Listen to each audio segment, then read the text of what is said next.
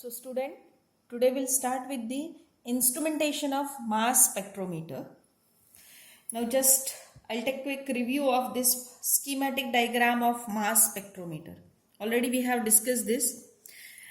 This one is the schematic diagram. The main components of this are the inlet system, which I hadn't shown, just I have directly shown the sample molecules. From the inlet system, the gaseous sample enters into the ionization chamber. So this is ionization chamber. From ionization chamber, accelerating system is there. And finally, through the entrance slit, the ions or ionic fragments of the component enters into the evacuated tube, which is a semicircular in shape as well as it is perpendicular to the ionization chamber. So this evacuated tube, the magnetic field of strength H is provided. So molecules, or you can say that ionic fragments of the molecule with particular m/e ratio will travel through this semicircular path. The remaining will get terminated in the path. So the molecular fragments with the particular m/e ratio finally exit through this exit slit and collected by the collector electrode, and the signals are amplified, and then you will get the spectrogram, mass spectrogram. So this is a schematic diagram. Now as we are going to discuss instrumentation, so one by one we'll study the details of each and every component. So very first we'll start with the inlet system, or it is also known as a sample handling system. Now in mass spectrometer, the sample should be in gaseous form. So that is very important. The sample must be present in the gaseous form or vapor form, as well as it should enter into the ionization chamber at a constant rate. So inlet system is very important, or sample handling system is very important. Now what's the use of this? The sample handling system converts the sample into its gaseous state. So it is generally done by heating. So for less volatile liquids or solids, they can be directly vaporized in the ionization chamber. But if your solids are not, or liquid samples are not easily vaporized, then they must be specially treated. Now in case of inlet system also, there is a very simple system how to convert it into gaseous sample, that generally they are heated. Now to handle the different types of material, the different methods are adopted. Suppose very first we'll discuss about the gaseous sample. That is, your samples are already present in the gaseous state. So if the samples are already present in the gaseous state, then the gas, whatever the gaseous sample, that is transfer from the gas bulb into the metering reservoir. So in metering reservoir, generally the pressure ranges from 30 to 50 torr. And from the metering reservoir, the gas is allowed to enter into the expansion reservoir. In the expansion reservoir, the pressure ranges from 10 raised to minus 3 to 10 raised to minus 1 torr. So, very first, the gas or gaseous material from the bulb enters into the metering reservoir and finally enters into the expansion reservoir, and then enters into your,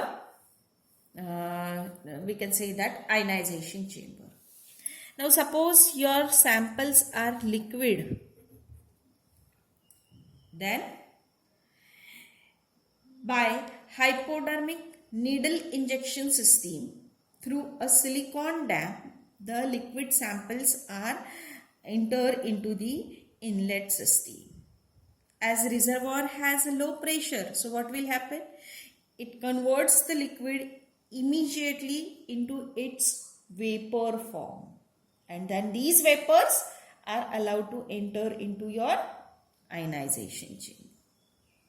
Okay. So generally from the sample reservoir, the gaseous samples are allowed to enter into the ionization chamber through a pinhole restriction, okay, or through a very small hole, and the range of that pinhole is 0.013 to 0.050 mm in diameter, and generally for such a small pinhole they are going to use a gold foil.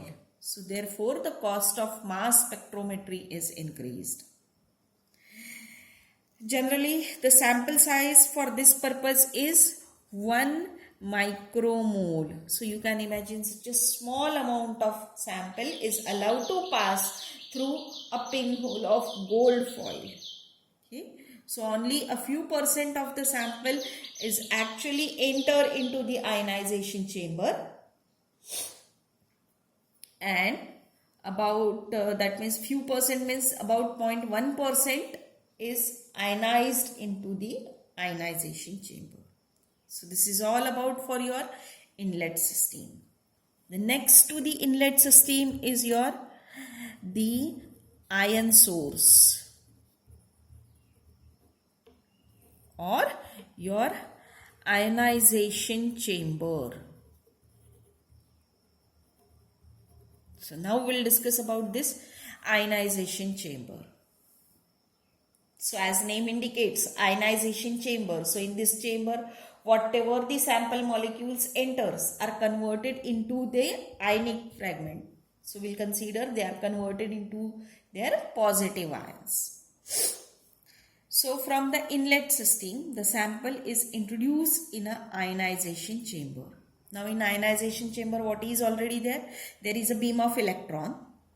This beam of electrons continuously, or you can say that interacts with the molecules, sample molecules. So when they interacts with the sample molecules, at that time what will happen? The sample molecules will get converted into their ionic form. If the electron beam is moving slowly, the molecules will remain intact, or they will remain as it is, though they get ionized. So, however, if electron beam is accelerated by a high voltage, that is up to the 100 volts, the energy of electron will be increased, and then the collision between the electrons and molecules results in the production of well-defined fragments or well-defined molecular fragments. So each fragment will carries the definite positive charge and moves through the instrument as a sample, you can say that charged molecules. So there may be chances that the fragments may recombine with each other to form a molecule which may not be present in the original sample. So to avoid this, that is to avoid the recombination of ionic fragments, the system is maintained at low pressure. So at low pressure what will happen? The collision between the ionic fragments will not be there, and such formation of new compound will not be there. Okay. So this is about the ionization chamber. That means I have told you the general process of ionization chamber. Now different types of ionization chambers are used. So we are going to study that different types of ionization chamber. Very first, we'll start with the electron impact ion source. So this one is your first type of ionization chamber, that is a electron impact ion source. Now this is a schematic diagram for electron impact ion source. Now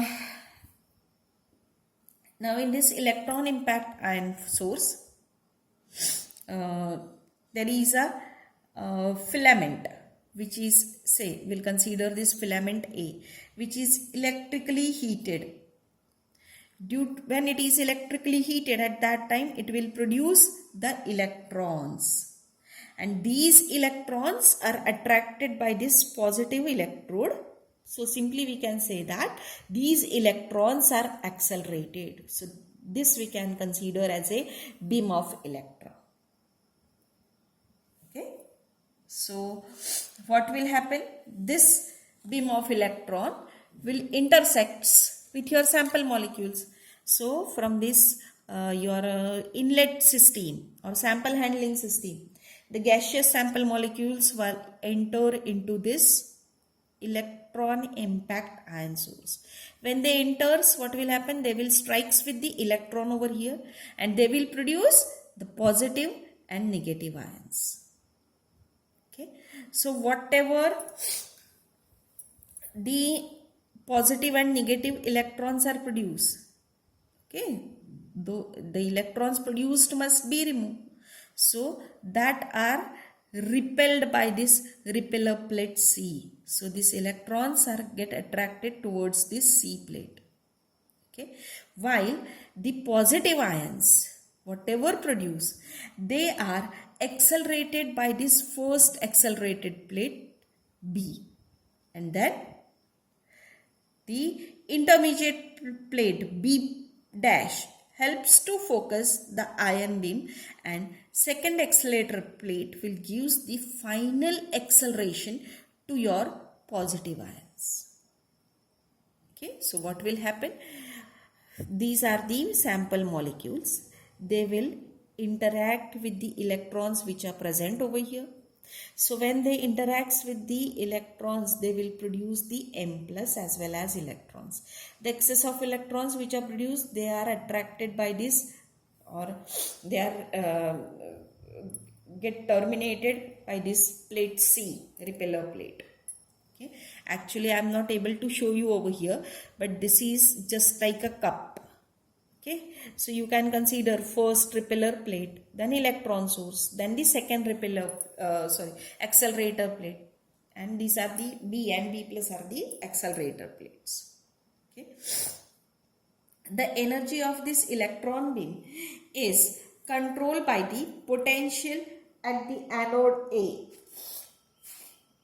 If the energy of electron beam is low, then only single charge molecular ions will produce, which results in the mass spectrum and will almost a single peak corresponding to the mass of origin molecule. That means when the energy of electron is you can consider that less than only M plus electrons, they will produce M plus 2 electrons. So such type of you can say that mass spectrum will produce. But if energy of electron beam is very high, or if it is increased, then it will produce highly excited ions.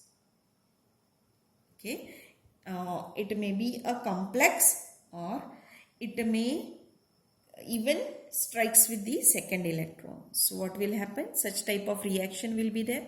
Then this M plus will again strikes with the electron to produce M2 plus 2 electrons. There will be more complex, that is M2 plus electron gives you M3 plus 2 electrons, and so on. Okay.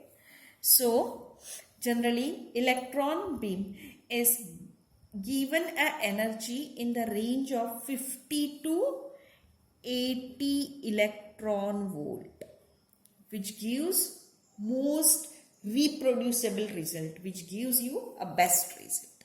So in most of mass spectrometer, this electron impact ion source is used because it gives you very best result. But it has certain disadvantages also. this electron impact process is not efficient. Second thing is, it's compulsory that sample must be present in the gaseous form. Third thing is that all the background gases which are present over here, they will also get ionized with the same efficiency as that of sample. That means along with the sample, suppose if any background gas, any other extra gas is there, that will also get ionized, and you are not able to distinguish between the background gas and your actual sample gas. Okay. When the energy of electron is decreased to a value near the ionization energy, then it increases the molecular ion intensity, but it reduces the absolute ion intensity. This is also a disadvantage of this electron impact ion source. Okay, as well as the molecules which are unstable with respect to the electron impact, they do not show the molecular ion peaks in their mass spectra. So these are the disadvantages of electron impact ion source.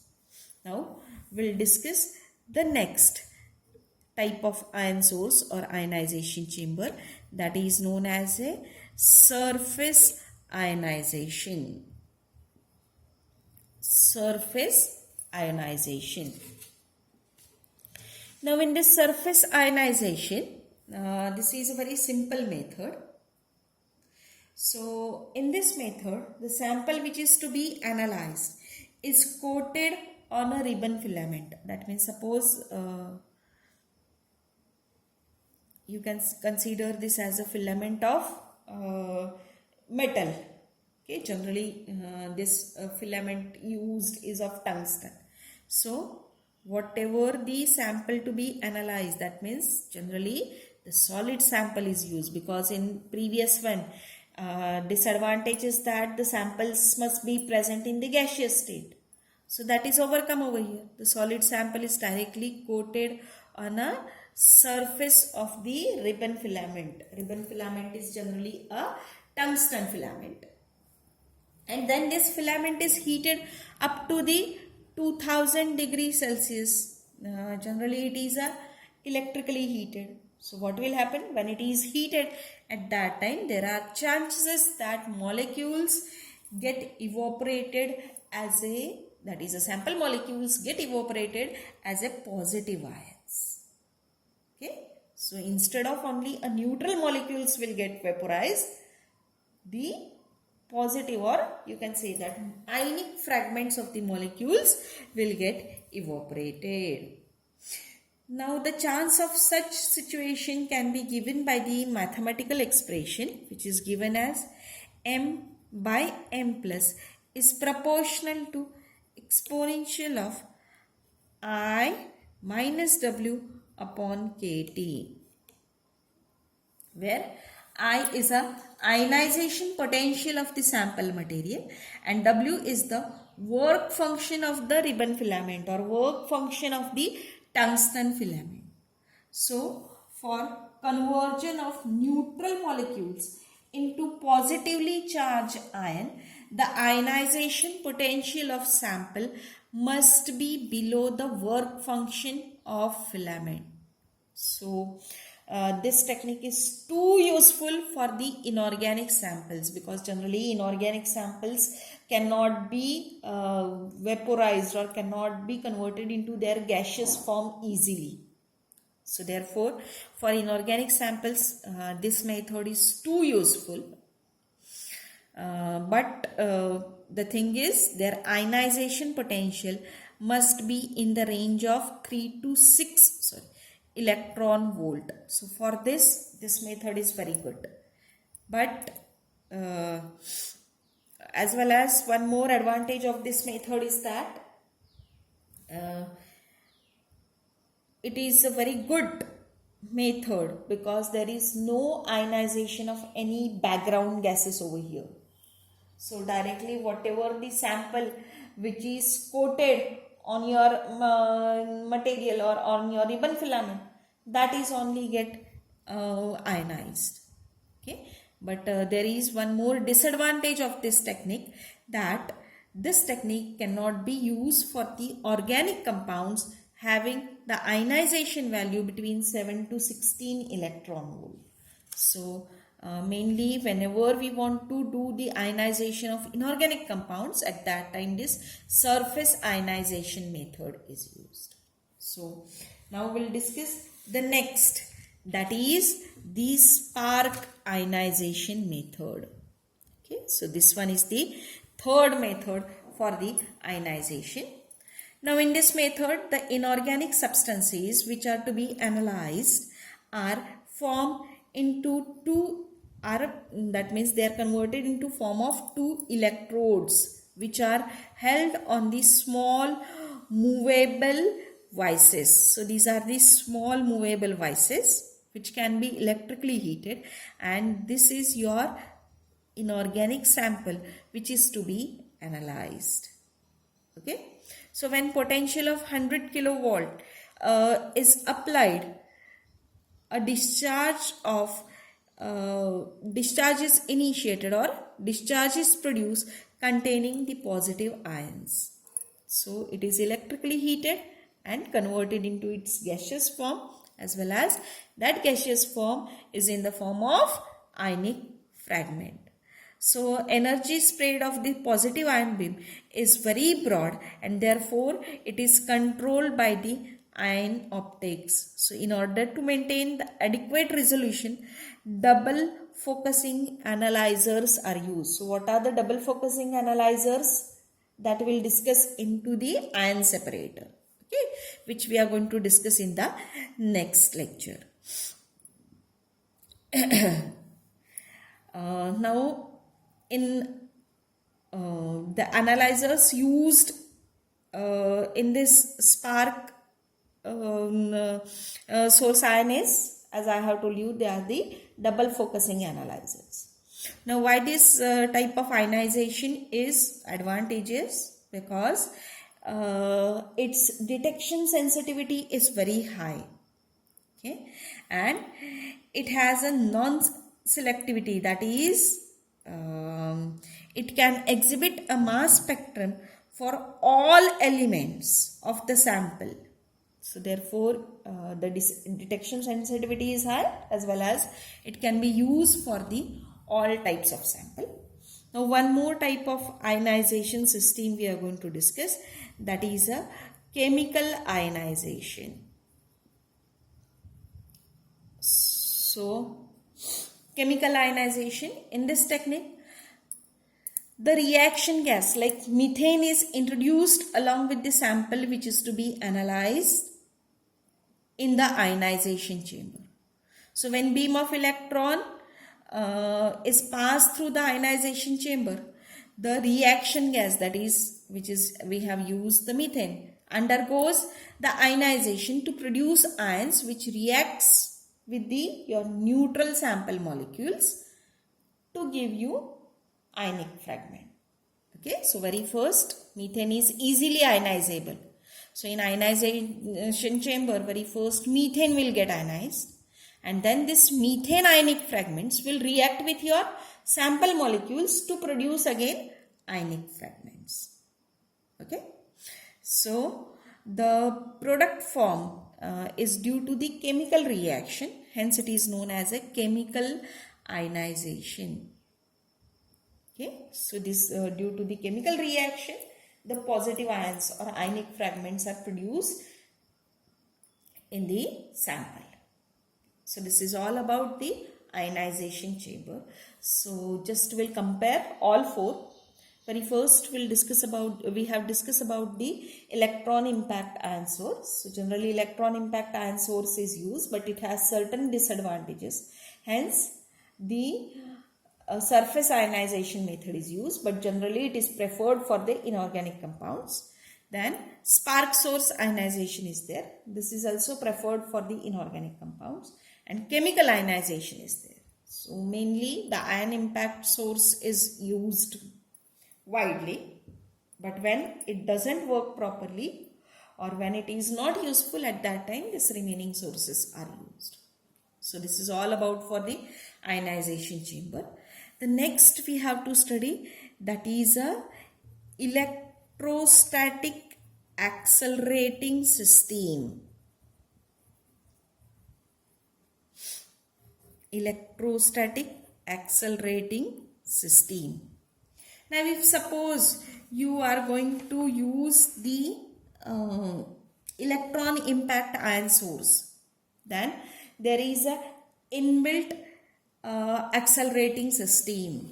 But suppose if you are going to use the surface ionization method, if you are going to use the spark source ionization, if you are going to use the chemical ionization, then the special electrostatic accelerating system must be used. So it consists of just plates, okay, which are to which the electric supply is given. So from the ionization chamber, what will happen? The positive ions are produced. So these positive ions are accelerated by using the acceleration plates, that is a positive ion plates. The strong electrostatic force is maintained between these plates, so it is of 400 to 4000 volt. So this accelerate the ions of masses m1, m2, m3 to their final velocities. So the ions which escape, or the ions which enters into the your ion separator or enters into your evacuated tube through the slit, they will consist of a energy equals to EV, which is equals to kinetic energy, which is given as half m1 v1 square, which is equals to half m2 v2 square, which is same for all, but their velocities are different according to their masses, that is m1 and m2. So whenever the mass spectrometer is started to record the spectrum, the second accelerator plate is charged to near about 4000 volt. So this charge is permitted to lick off the ground at the controlled rate over a period of time, that is near about for the 25 minutes. So in this way, the special electrostatic accelerating system is used. Okay.